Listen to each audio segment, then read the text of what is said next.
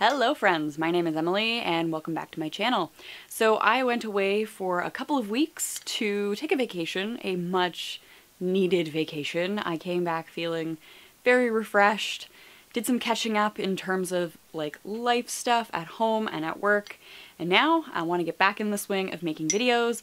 The best way I think to do that is to start with a wrap up of my previous month, so a wrap up of July. So let's start there. I should totally turn on my twinkle lights. I strung them up. Okay, Harry Potter Shrine is complete. Let's do this. I opened up July with Summer of Salt by Katrina Leno. This is a young adult novel. It follows twin sisters who are witches, one of whom has come into her powers, she has the ability to float, and one of whom has not. And they live on this tiny island that their entire economy is focused around this rare bird coming to nest on their island each year, and every year she lays an egg, so she's just this like super exciting gem for all the bird nuts out there. And so everybody flocks to this island, they're waiting for the bird, the bird never shows up. And a mystery sort of unfolds. Everybody's wondering what happened, and the island ends up locked off because the girl's mother, I think she breaks the ferry, if I remember correctly. This was right at the beginning of July. I'm pretty sure she breaks the ferry. So all of these people are stuck on the island so that they can figure out what has happened. There's been this event that happens and they need everybody to stay on the island to figure out who done it. It has sort of practical magic vibes with twin sisters and the magic. Overall, nothing super special, but a fun read all the same. The next thing I did in July was DNF, The Dumb House by John Burnside. I have just accepted that this is not a novel for me right now. Forcing myself to read it is not fun. So I'm a little over halfway through it. This is part of a project to reread one book a month throughout 2018. I really like my projects. This was just slowing me down so much, so I've decided to stop. I've decided to give up on this year. Maybe at some point in the future I'll try it again. I do think there are a lot of elements in here that should work for me. I'm giving up on this for now. I'm DNFing it. The next book I read, I picked up at work, sort of on a whim. We were doing returns and I saw this on a shelf and I was like, Prince and Knight by Daniel Haack and Stevie Lewis. And I was like, now, is the big reveal that the knight is a man or that the knight is a woman and like she's defying gender roles by occupying this traditionally male position? I was like, wonder what happens. Turns out it's super gay and it warms my heart and I love it. The prince and the knight get together. Look at that, the knight and the prince together. It brought me joy, it warmed my heart, and I had to buy it. I had to add it to my collection of children's books because I really do like children's books that are sort of subversive and pushing the limits of what we expect from children's literature. I read an advanced reader copy of I'm Afraid of Men by Vivek, Shraya. This was sent to one of my coworkers by the publishers in exchange for an honest review, but obviously when our packages of ARCs arrive, we can choose to accept or decline them, and if we don't want to read them, we can just leave them in the staff room for other people to pick at. And so one of my coworkers declined to read this, or because it was so short, read it and left it for somebody else to read, and I picked it up and I loved it. So this is my honest opinion. It wasn't sent to me, but it was sent by the publishers for free, so transparency and stuff. So Vivek Shraya also wrote Even This Page is White, and so their work is always concerned with the intersections of race and sex and sexuality and gender and the intersecting points in all of that. And so this was really good and really hit home in a lot of ways. It is really intense. It deals with violence in many ways. It's a tiny little thing, but it had an impact on me. So much so that I decided to keep the ARC rather than putting it back in the staff room for somebody else to pick up, because I definitely read this on like a 15-minute break at work and I could have left it there for somebody else, but I wanted to take it home with me and read it again and make notes and really digest this. August 28th, so it's coming out later this month. If you have the opportunity to flip through a copy of this at the bookstore, like, you can decide whether or not to purchase it. I find I always hesitate with tiny books. Like, if I can read it in one sitting, is it worth buying if I'm not going to reread it? I don't know if anyone else makes that call. I would like to pick up a copy when it comes in at work. The next book I have here took me a really long time. I enjoyed it, but also found it slow at times. And so that is The Lands of Lost Borders, Out of Bounds on the Silk Road by Cait Harris. So Cait Harris is a Canadian who had a sort of unconventional upbringing. How do I want to phrase this? Her parents, I guess, moved their family off the grid, and so she grew up without like television and internet and video games. She spent a lot of time playing outdoors and riding her bicycle through the countryside until you hit the city limits or until you hit a chain link fence, and she was always within borders, always hitting borders, and she wanted to work her way through school to NASA to move beyond the ultimate border of like our gravity on Earth and explore outer space, and then sort of reconsidered that when she had an experience like in a simulation of Mars travel, I believe it was, and the feeling of being confined in a suit and like knowing that even if she was on Mars, well beyond borders of her lived experience, like she would always be contained under gloves and a suit and a helmet and in a spaceship or space station building. Words.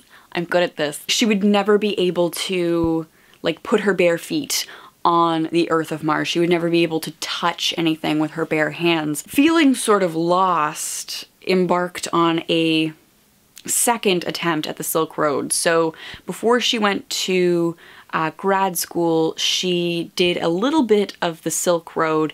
She snuck across the Tibetan border, I believe, and rode a little bit of a stretch, and then stopped and went to grad school, and then later with one of her friends started at the other end of the Silk Road and tried to make her way back to the point where she'd been before.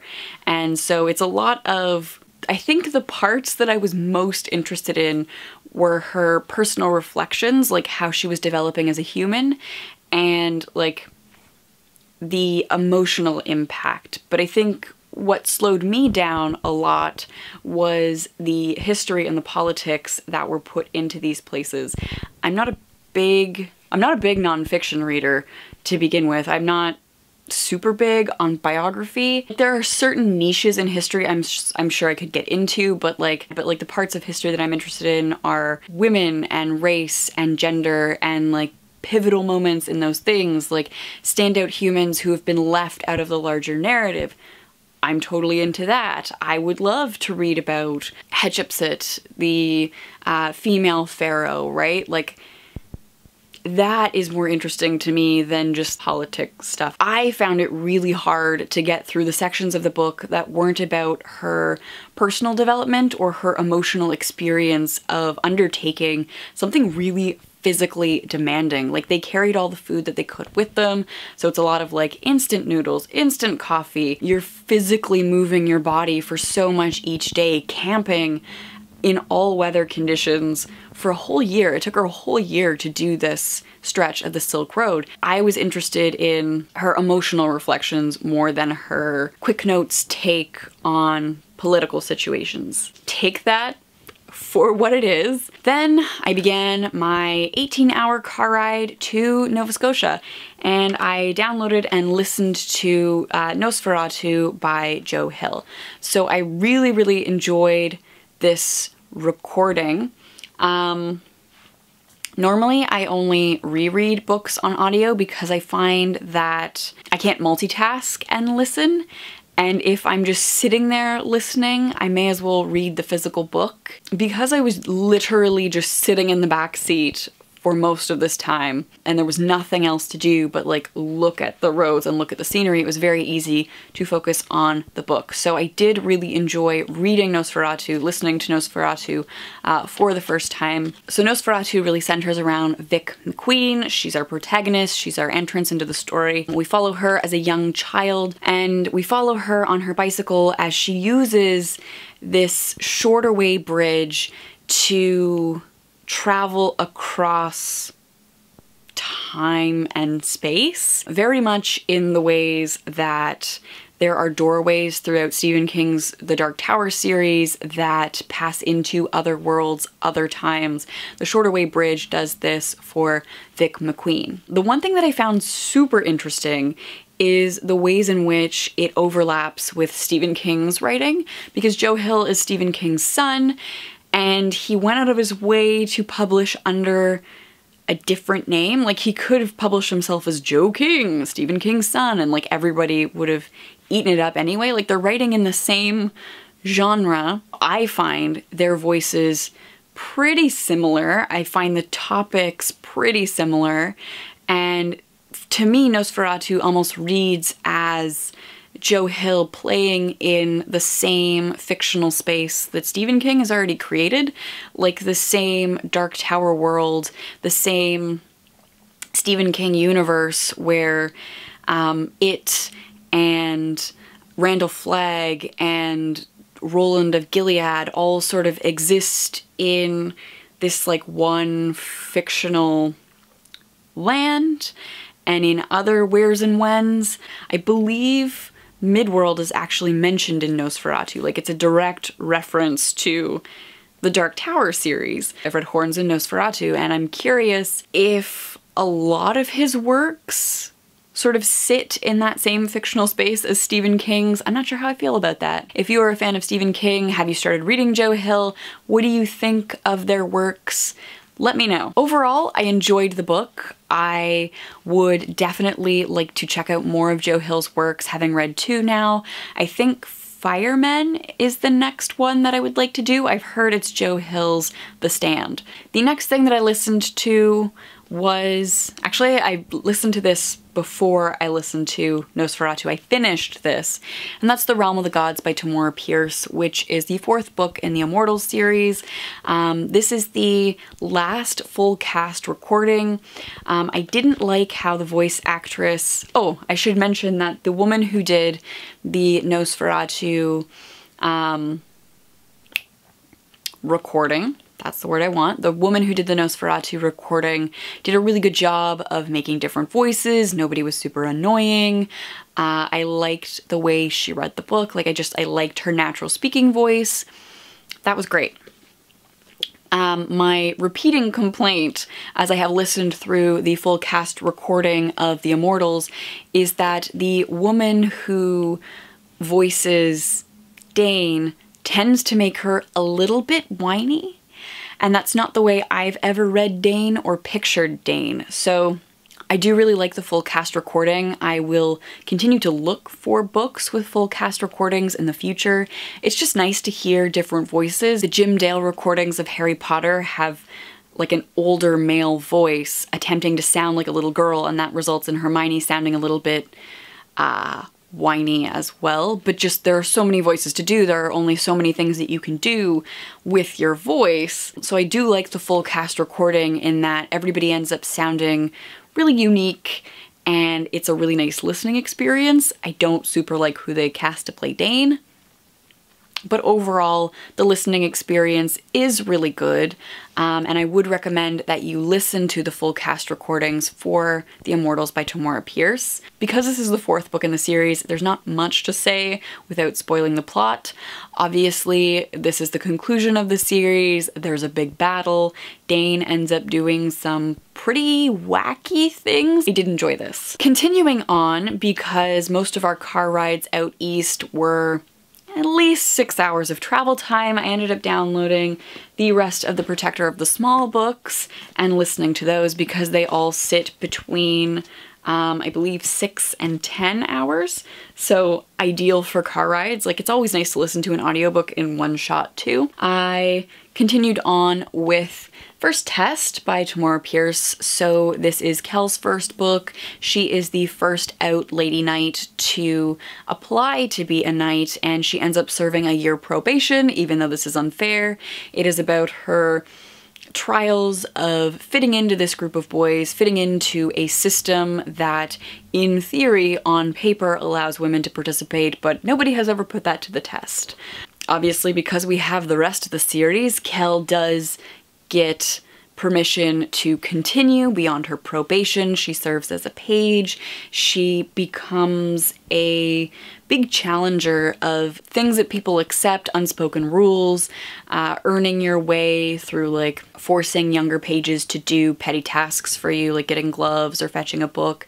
She becomes a big challenger of a lot of systems that work to allow for abuse. Because she continues to succeed throughout this quartet, we have Squire, which I also listened to. Here we see Kel with her Knightmaster out in the field, learning the skills to command large groups of people. The recordings that I listened to for this had a single narrator, Bernadette Dunn, and Bernadette Dunn did a pretty good job of reading them. I'm actually listening to the last book now. I listened to it as I did the like cleaning to clean up this space today. I listened to the fourth book and I do enjoy her reading.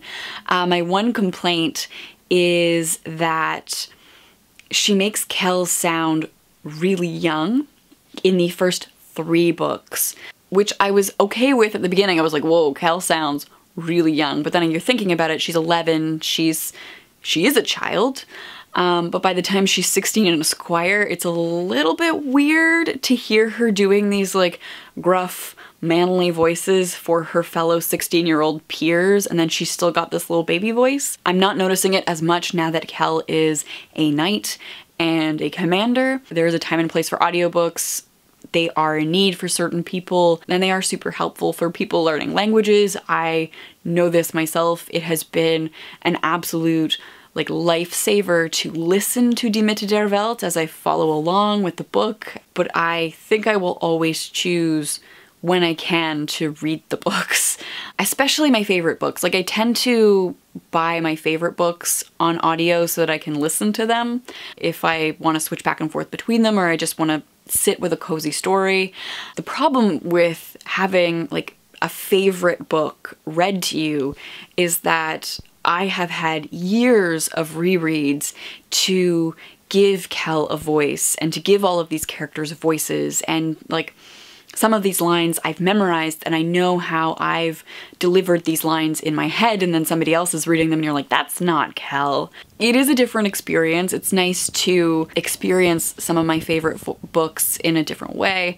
I do like reading the physical copies and I do want to reread these physical copies. The last book I have here is actually my first book that I finished during the booktubeathon. I did do like a soft participate in the booktubeathon this year. I think my last video is a very ambitious booktubeathon TBR. I didn't know what my work schedule was gonna look like when I came back. So I aimed high, and then during the booktubeathon I ended up working a lot of shifts till 1. So I didn't get as much read as I have in previous years, but I really enjoyed the things that I did pick up, and one of those things was A Great and Terrible Beauty by Libba Bray. So this is a book, this is a reread.